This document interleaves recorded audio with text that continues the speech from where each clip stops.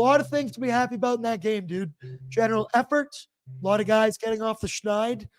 I'd argue Nuge hasn't needed a game like that in a very long time. Arvidsson was awesome. Stuart Skinner, rock solid. The Oilers back in the Pacific Division race. Yeah, Boardzy, they certainly are. From the most famous hockey arena to the most famous post-game show, it's a pleasure to be back with you here on Oilersnation After Dark. Yeah, man, what a game.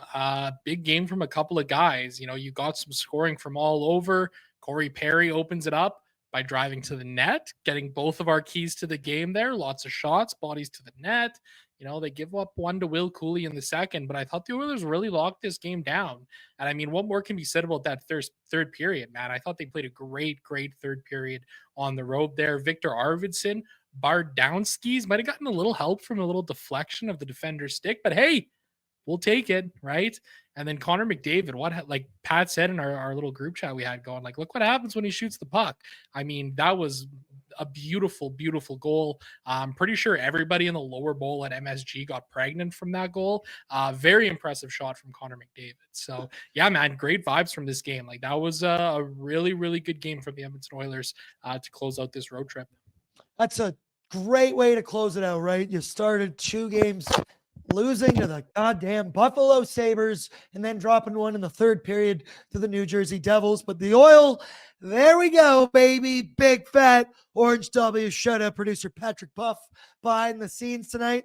And then the Oilers, 4 straight games at home on Rogers Place ice. Who knows? Maybe some home cooking. Exactly what ordered. But Zach, you just mentioned it.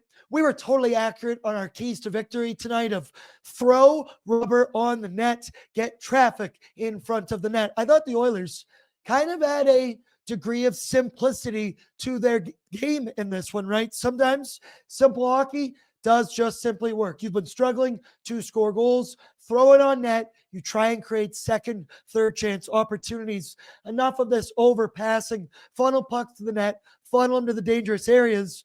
Bang, what do you know? First goal of the game. Leon Draisaitl says, I can walk into the dead slot. I can rip this puck and get a rebound. Corey Perry fights for one, scores it from his backside, getting knocked down. It was clearly their intention on the power play. Pound the rock, pound some shots. I had 3 separate shot props in Boardzy's bankroll tonight.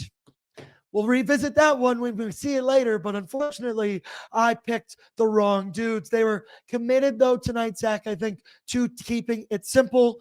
And then as the game went along, in that third period, they were playing with a level of desperation, some desperate hockey, laying in front of blocks. Jake Wallman eating some pucks in the third period. Brett Kulak eating pucks in the third period.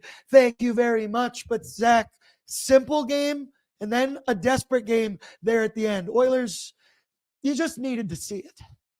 Yeah, absolutely. I mean, like, again, I thought that was one of the Oilers' better games in a while here.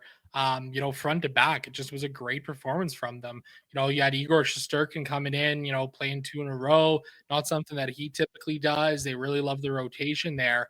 And the Oilers did a pretty damn fine job of crashing the crease here. I think that was a big reason, you know, why they had so much success. You know, you think about, I think it was in the second period there, Victor Arvidsson kind of drove to the net, got pushed onto Igor Shesterkin by Keandre Miller.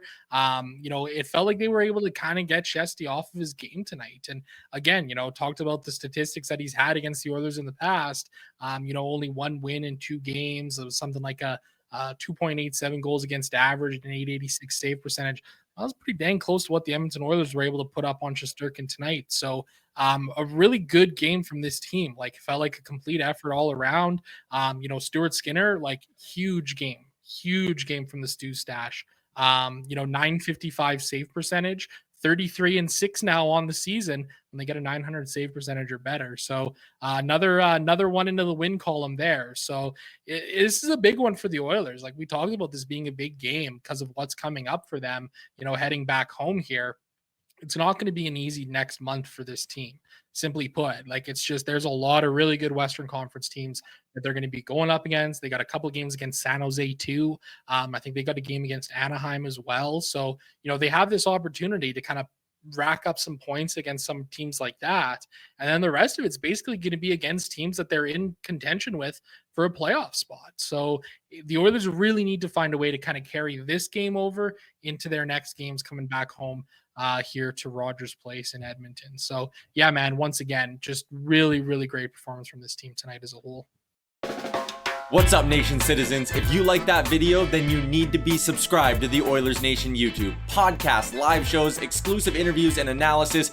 Everything you need from your favorite voices at Oilers Nation. And you don't want to miss any of it, so hammer that subscribe button.